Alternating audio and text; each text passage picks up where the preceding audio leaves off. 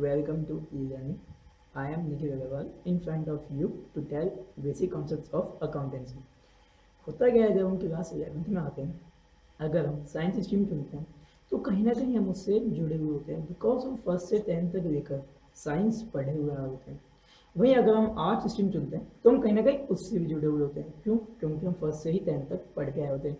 क्योंकि arts stream में आते हैं ज्योग्राफी, हिस्ट्री, ये ऐसे सब्जेक्ट जो हमें कहीं ना कहीं हमने पढ़े हुए होते हैं। वहीं अगर हम कॉमर्स लेते हैं, कॉमर्स में आती है अकाउंटेंसी। अकाउंटेंसी जब दिखते हैं तो ऐसा लगता है बॉस क्या आ गया, ये कुछ नहीं आता, कुछ भी नहीं आता। बट अगर आप देखो तो रियल लाइफ में अकाउंटेंसी ही सबसे बड़ा प्रैक्टिकल सब्जेक्ट है। अगर आप अपने घर से बाहर निकलते हैं, थोड़ी दूर जाते हैं, वहाँ पे आपको एक जनरल स्टोर मिलेगा। नॉर्मली हर किसी के घर के बाहर आसपास मिल ही जाता। तो अगर आप उस जनरल स्टोर में जाते हैं और वहाँ खड़े होकर देखते हैं तो कोई कस्टमर कुछ खरीद रहा होता है और वहीं दुकानदार कुछ बेच रहा होता है। जो बेचना होता है उसे हम अकाउंटेंसी में सेल्स कहते हैं, और जो खरीदना होता है उसे हम अकाउंटेंसी में परचेज कहते हैं। परचेज एंड सेल्स ये दोनों ही टर्म्स अकाउंटेंसी की हैं। अगर आप देखें तो अगर आप हर किसी के घर में नॉर्मली कोई ना कोई बिजनेसमैन मिल ही जाता है। इनफैक्ट मेरे घर में भी मेरे डैडी बिजनेसमैन है, हमारी फैक्ट्री है। उसमें क्या होता है, जब मैंने नोटिस किया, जब मैं 11th में आया तो मैं उससे पहले ध्यान नहीं देता था कि डैडी घर पे आते क्या करते हैं। बट जब मैं 11th में आया मैंने ध्यान दिया सडनली, डैडी घर पे आते हैं, एक कॉपी निकालते हैं, कॉपी में अपने एक पूरे दिन की सेल्स लिखते हैं इस साइड पे, और वहीं इस साइड पे परचेज लिखते हैं, और वहीं इस साइड पे प्रॉफिट लिखते हैं। ये होता क्या है, ये हर किसी घर में होता है। जिस घर में एक बिजनेसमैन मिलेगा, आप अपने घर में चेक कर लीजिएगा, जब रात को आपके भैया या डैडी बिजनेस करके आते हैं तो आप ये देखना कि वो इस साइड में सेल्स लिखेंगे और वहीं अनदर साइड में परचेज लिखेंगे।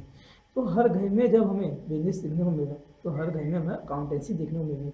तो फिर लोग कैसे बोलते हैं कि अकाउंटेंसी एक प्रैक्टिकल सब्जेक्ट नहीं है, बल्कि अकाउंटेंसी ही सबसे ज़्यादा प्रैक्टिकल सब्जेक्ट है। आप बताओ कि आपने कहाँ केमिस्ट्री के रिएक्शन देखे या कहाँ आप हिस्ट्री देखें, बस अकाउंटेंसी आप हर जगह देख रहे हैं। अब अपने घर से बाहर निकलते हो तो अकाउंटेंसी होती है। तो गाइस, अकाउंटेंसी से डरने की कोई ज़रूरत नहीं है। ये बहुत अच्छा और सबसे ज़्यादा मज़ेदार सब्जेक्ट है। एक बार इससे प्यार करके देखो, मज़ा आ जाएगा। आगे हम बढ़ते हैं। हमारा अकाउंटेंसी का बेसिक जो हम स्टार्ट करते हैं, आज हम डेप्रिसिएशन से स्टार्ट करते हैं। मैं डेप्रिसिएशन के ज़्यादा डीप में नहीं जाना चाहता, क्योंकि अगर हमें डेप्रिसिएशन का मतलब ही नहीं पता तो हम डेप्रिसिएशन में पढ़ेंगे क्या, होता क्या है डेप्रिसिएशन, हम पहले ये तो जानें। तो गाइस, जब मैं 11th में था, मैं डेप्रिसिएशन पढ़ने लगा, कुछ समझ में नहीं आया कि डेप्रिसिएशन होता क्या है। फिर एक दिन मैंने अपने दिमाग में बैठा हुआ था, मैंने सोचा क्या होता क्या यार, एक बार प्रैक्टिकली सोचता हूँ। तो मैंने एक चीज़ देखी कि मेरा भैया जो थे उस टाइम 10,000 का उन्होंने नया फ़ोन खरीदा था। वहीं उस फ़ोन को 1 महीना हो चुका था। तो उनके फ्रेंड ने कहा यार फ़ोन तो बड़ा अच्छा लग रहा है, मुझे भेज दे। तो मेरे भैया ने कहा यार मेरे को ना तू 8,000 रुपये दे दे और फ़ोन ले जा। तो वो जो 8,000 क्यों दी, आप बताओ।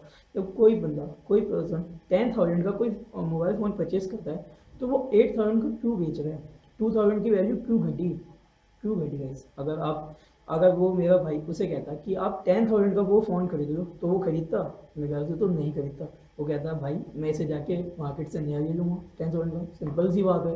बट वो जो 2,000 रुपये की सीधे सीधे जो गिरावट आई उस फ़ोन में, उसे ही हम अकाउंटेंसी में डेप्रिसिएशन कहते हैं। अगर कोई शॉपकीपर या कोई बिजनेसमैन अपनी किसी भी संपत्ति पे, असेट्स पे किसी भी तरीके की वैल्यू यूज़ करता है, जब उस असेट्स को यूज़ करता है तो जो उस वैल्यू में गिरावट आती है उसे डेप्रिसिएशन कहते हैं। मान लीजिए आपके डैडी ने आज अपने बिजनेस के लिए कार खरीदी। उस कार की कीमत जब खरीदी थी तब 4 लाख थी। आज उस कार को आपके डैडी को बिजनेस में चलाते हुए 1 साल हो चुका है। अगर आज आपके डैडी उस कार को मार्केट में बेचने निकलते हैं तो उस कार की कीमत 3 लाख रुपये रहेगी। तो ये जो 1 लाख रुपये का जो फ़र्क आया उस कार में, जो 1 लाख की गिरावट गई, उसे कहते हैं डेप्रिसिएशन। वहीं हमारे बिजनेस में एक डेप्रिसिएशन ऐसा नहीं होता कि जो मन में आया और चार्ज कर लिया। डेप्रिसिएशन एक हिसाब से काटा जाता है कि इस मशीन पे ये डेप्रिसिएशन मानो अगर 10% लगता है तो सिर्फ 10% ही लगेगा। उसमें अलग अलग मेथड होते हैं, जैसे statement method, WDV method. WDV method is referred as written down value method. और ये हम स्टेटमेंट मेथड से स्टार्ट करते हैं। मानिए कि आपने कोई कार खरीदी 4 लाख रुपीज़ की, उसके हिसाब से आप 10% के हिसाब से उसमें हर साल सालाना डेप्रिसिएशन चार्ज करते हैं।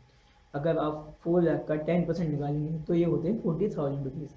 अगर तो हर साल जब कार खरीदी फर्स्ट ईयर में उसकी वैल्यू थी 4 लाख, वहीं नेक्स्ट ईयर में उसकी वैल्यू आई 3,60,000। क्यों? क्योंकि 4 लाख का 10% 40,000 सीधे सीधे हम 4 लाख में से माइनस कर देते। तो अगले साल की स्टार्टिंग में उस कार की वैल्यू बचती है 3,60,000। वहीं अगर हम उसके अगले साल चलें तो उसमें से 40,000 दोबारा से लेस कर दीजिए, तो उस कार अगले दूसरे साल की स्टार्टिंग में उस कार की वैल्यू बचती है 3,20,000।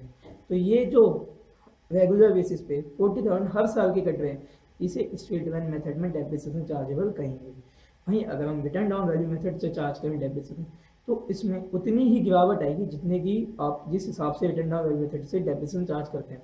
मानिए कि आपने असेट्स खरीदी आज 4 लाख, उस पर आप रिटर्न डाउन वैल्यू मेथड के हिसाब से 10% के डेप्रिसिएशन चार्ज करते हैं, तो 4 लाख के 10% होते हैं 40,000 रुपीज़। तो आप 4 लाख में से 40,000 माइनस कर दीजिएगा, तो आपके बनते 3,60,000। तो जो दूसरे साल की स्टार्टिंग में आपकी कार की वैल्यू होती है 3,60,000। वहीं अगर उस साल का दूसरे साल का डेप्रिसिएशन चार्ज किया जाए, तो अब हम 4 लाख पे 40,000 नहीं चार्ज करेंगे, अब हम 3,60,000 पे 10% के हिसाब से 36,000 रुपीज़ डेप्रिसिएशन चार्ज करेंगे। ठीक है, तो 3,60,000 में से अगर आप 36,000 माइनस करते हैं तो आपके बनते 3,24,000। तो थर्ड ईयर की स्टार्टिंग में आपकी उस कार की वैल्यू 3,24,000 आएगी। तो गाइस यही था रिटर्न डाउन वैल्यू मेथड का सिंपल मेथड। अब इसमें आपके चार्जेबल किस हिसाब से कटते हैं। अगर मानिए आपने एक मशीन आज 1 अप्रैल को ली है और आप डेप्रिसिएशन चार्ज करते हैं 31 दिसंबर तक का, तो आप सिर्फ 9 मंथ का ही डेप्रिसिएशन चार्ज करेंगे। क्यों? ये डिपेंड करता है कि आप फाइनेंशियल ईयर क्या मानते हैं, आप अपने अकाउंट में फाइनेंशियल ईयर के हिसाब से करते हैं या फिर अकाउंटिंग ईयर के हिसाब से करते हैं। अगर अकाउंटिंग ईयर, अकाउंटेंसी में हमारा अकाउंटिंग ईयर होता है वो 1 अप्रैल से लेकर 31 मार्च तक होता है। वहीं आपका कैलेंडर ईयर जो होता है वो 1 जनवरी से लेकर 31 दिसंबर तक होता है। तो ये डिपेंड करता है कि बिजनेसमैन अपना जो अकाउंटिंग में कैसा ईयर चलाते हैं, या तो वो कैलेंडर ईयर चलाते हैं या वो अकाउंटेंसी ईयर चलाते हैं। ठीक है।